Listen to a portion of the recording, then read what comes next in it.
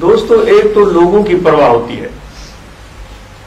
ہم پیران حضرات ہیں، علماء حضرات ہیں، مولوی حضرات ہیں، چودھری ہیں، وڈیرے ہیں، جو بھی ہیں. ایک لوگوں کی پرواہ ہوتی ہے، دوسری خدا کی پرواہ ہوتی ہے. اس میں فرق ہے.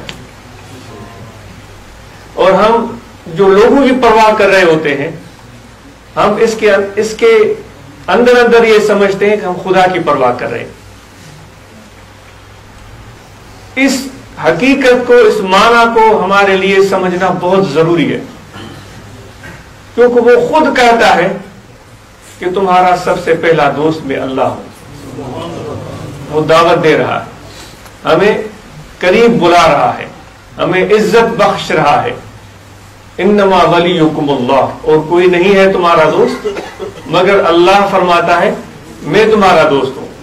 ورسولہ، اور پھر میرا رسول تمہارا دوست ہے. تو جو بھی ہم دنیا میں لوگوں سے بچا کے رہتے ہیں، بہت ساری چیزیں لوگوں کی وجہ سے نہیں کرتے. کاش کہ ہم ایسی حرکتیں، ایسی باتیں خدا کے خوف سے اور اس کی شرمندگی، اس کے سامنے پیش ہونے والے دن کی شرمندگی سے بچنے کے لیے نہ کریں، تو اس معاشرے میں بہت ساری چیزیں بہترین ہو جائیں. کیونکہ کچھ چیزیں تو مثال کے طور پر عبادت ہم کر رہے ہوتے ہیں، سچائی سے بھی کرنے والے ہیں، ہو سکتا ہے ماں باپ کے کہنے پر بھی کرتے ہوں یا کسی دوست کی وجہ سے بھی کرتے ہوں.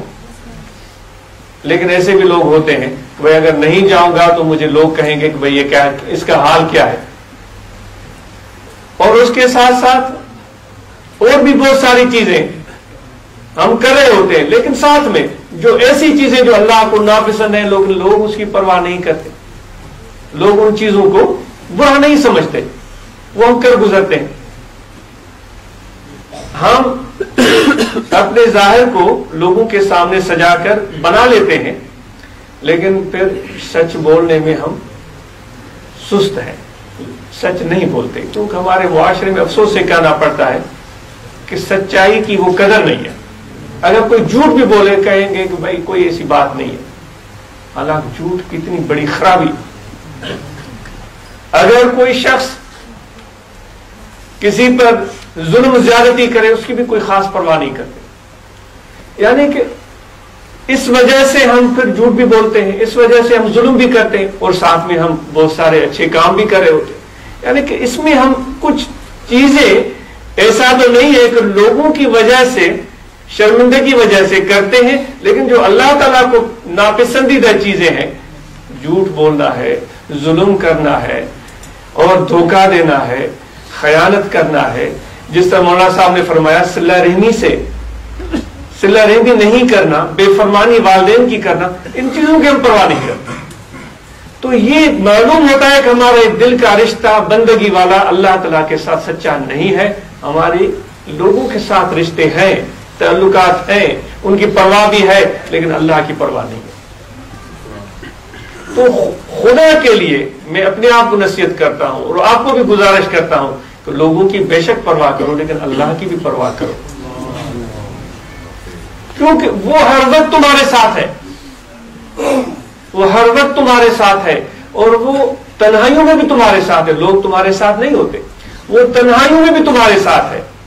ہم جو کچھ تنہائیوں میں کرتے ہیں، آپ کو اپنا پتا ہوگا، مجھے اپنا پتا ہوگا. ہم جو تنہائیوں میں کرتے ہیں، کیا لوگ ایک آدمی ہمارے ساتھ ہوتا تو وہ تنہائی بھی ہم کرتے؟ کیا کرتے ہیں وہ آپ کو اپنا پتا ہو.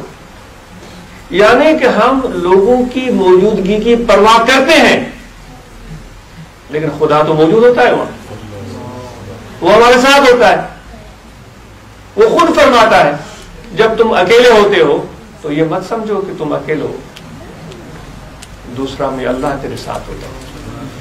وہ فرماتا ہے جب تم دو ہوتے ہو، یہ مت سمجھو کہ فقط تم دو ہو، جو مرضی ہے وہ کر گزرو، تم دونوں کو پتا ہوگا. اللہ فرماتا ہے تیسرا میں وہاں ہوتا ہوں.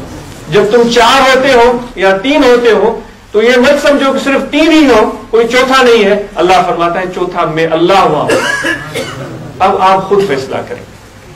آپ کو دعوت دیتا ہوں، میں اپنے نفس کو بھی دعوت دیتا ہوں کہ ہمیں اللہ کی پرواہ ہے یا لوگوں کی پرواہ ہے. اور لوگوں کی پرواہ کرنے کے بعد جب ہم خدا کی پرواہ نہیں کرتے تو آج ہمارا پوری دنیا میں امیج کیا ہے، ہماری صورتحال کیا ہے، ہم کس قدر پستیوں کا شکار بن چکے ہیں۔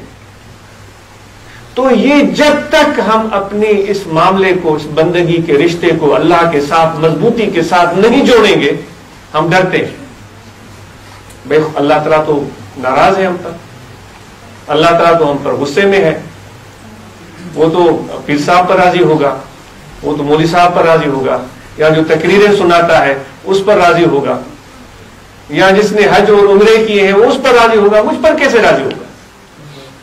یہ ہماری خام خیالی ہے، یہ ہماری بے وقوفی ہے، کیونکہ ہم نے خدا کے قریب جا کر دیکھا ہی نہیں، اس کے عرفان کو ہم نے حاصل کیا ہی نہیں، اور اس کی طرف کوشش بھی نہیں کرتے۔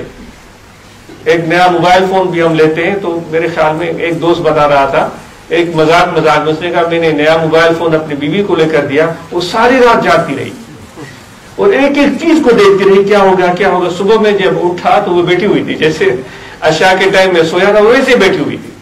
یعنی ایک موبائل کو سمجھنے کے لیے جس ایک سال یا 6 مہینے کے بعد دوسرا موبائل آ جاتا ہے، اس نے اتنی محنت کی، اتنی کوشش کی۔ میں اپنے لیے کپڑے لیتا ہوں تو بڑی کوشش کرتا ہوں، یہ نہیں وہ نہیں یہ نہیں وہ نہیں، آپ کو اپنا پتا ہوگا، اور ہم بڑی محنت کرتے اس چیز کی کہ ہمیں صحیح پہچان ہو جائے کہ درست اور اچھی چیز کیا ہے۔ یہ دنیا میں ہمارا دستور ہے، اور پھر اللہ تبارک و تعالیٰ کی معرفت ہم نے حاصل کی ہی نہیں، اس کا طریقہ کیا ہے، اس کی پسند کیا ہے، اس کی ناپسند کیا ہے، وہ کس طرح خوش ہوتے ہیں، وہ کس طرح ناراض ہوتے ہیں، اور کتنی محبت رکھتے ہیں اپنے بندوں کے ساتھ، اس کا ہمیں کچھ پتہ ہی نہیں۔ مسجد میں آتے ہیں، مجھ جیسے ناکارہ نے، کسی عالم نے، خطیب نے کچھ باتیں بتائی ہیں، وہ سننی اور پھر چلے گئے، اور ہم نے یہ تصور کر لیا بھائی یہ تو بڑی کٹھن بات ہے۔ ایسا نہیں ہے۔ جو میں نے آیت کریمہ تلاوت کی ہے اس میں تھوڑا سا اللہ تعالیٰ نے ہمارے جو ایک دل میں اور ذہن میں اشتباہ ہے اور ایک ہچکچاہٹ ہے، اور ہم ڈرتے ہیں کہ اللہ تعالیٰ تو بڑے غصے میں ہو، وہ ہمیں تو بخشیں گے نہیں، وہ بلا کسی تشبیہ و تمثیل کے وہ تو کسی چودھری کی طرح ہے، وہ تو کسی وڈیرے کی طرح ہے، وہ کسی پیر صاحب کی طرح ہے، وہ کسی مولوی صاحب کی طرح ہے، کسی واعظ اور خطیب کی طرح ہے، شاید ہم ایسے سوچتے ہو۔ اللہ تعالیٰ فرماتا ہے مجھے جانو، مجھے پہچانو، مجھ سے بڑھ کر تجھ سے کوئی پیار کرنے والا نہیں ہے، مجھ سے بڑھ کر تیرا کوئی دوست نہیں ہے، تم ذرا قریب تو آؤ، تم میرے قریب تو آؤ۔